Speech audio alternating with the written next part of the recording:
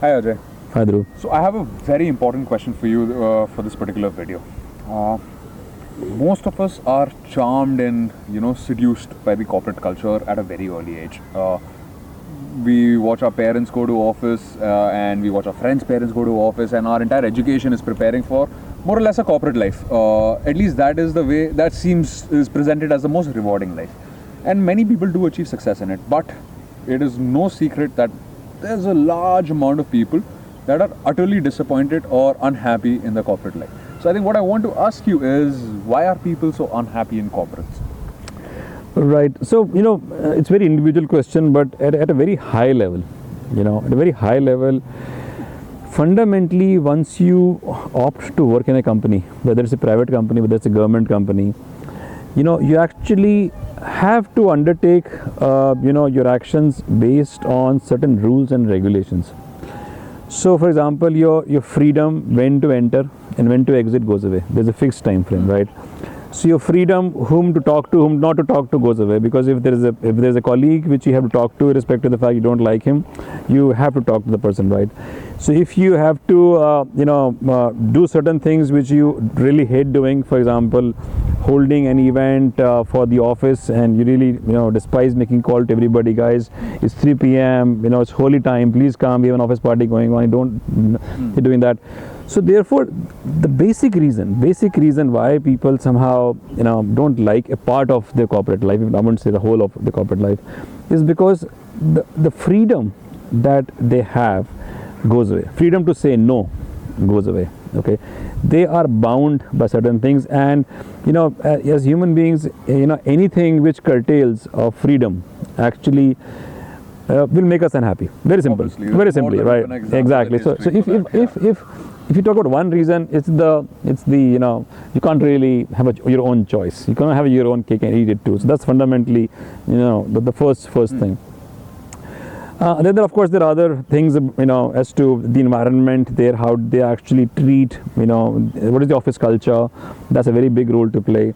I mean, is there any human touch to the fact that do they actually take care of anybody's feelings, or is it something to do with the individual himself, where he may have certain expectations about people around him. For example, he goes to a boss, and he thinks that, okay, in his mind, a boss is supposed to be someone who's going to be taking care of his juniors and help them grow, and he happens to find his boss not of this particular type.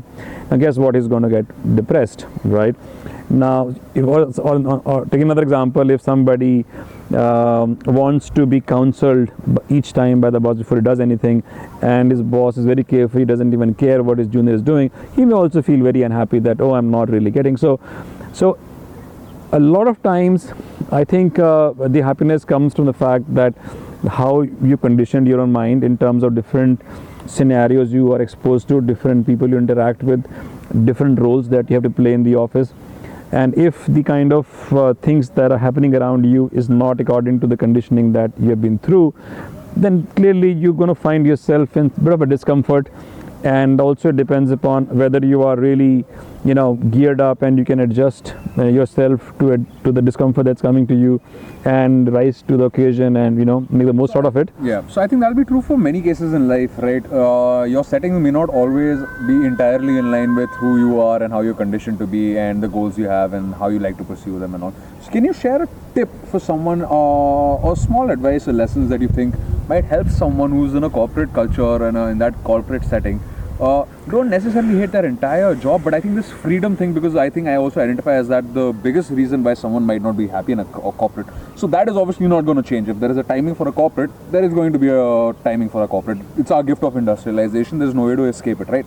So given that lack of freedom will persist, how do people make their peace with it?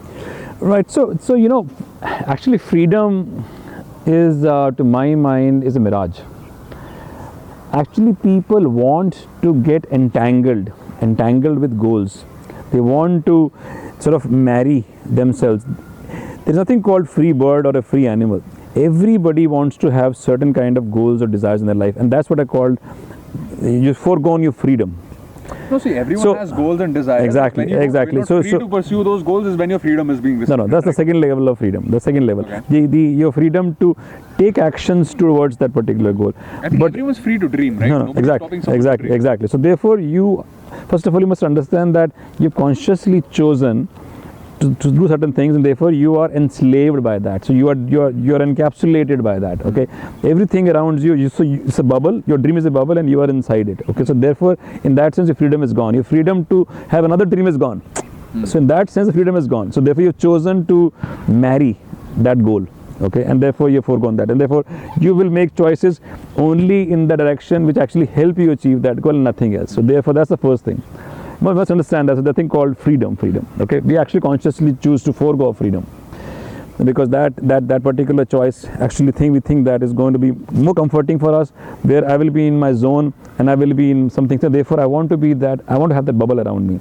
Now, for me to get that, I may take certain actions, right? And which is where people think that, okay, now let me go and work.